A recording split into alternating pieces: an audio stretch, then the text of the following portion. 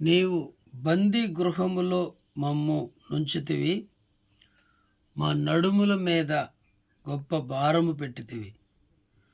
నరులు మా నెత్తి మీద ఎక్కునట్లు చేసితివి.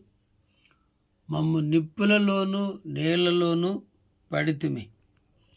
అయినను నీవు సమృద్ధి గల చోటికి మమ్ము రప్పించున్నావు.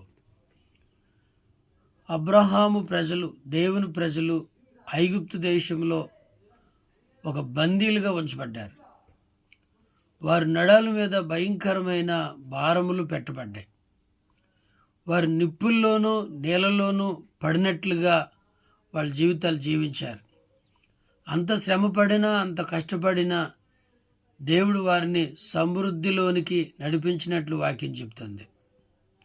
నీ జీవితంలో కష్టములో ఉన్న, శ్రమలో ఉన్న, బాధలో ఉన్న, ఇబ్బందిలో ఉన్న నువ్వు సహించుకుంటూ దేవుని వైపు చూడు.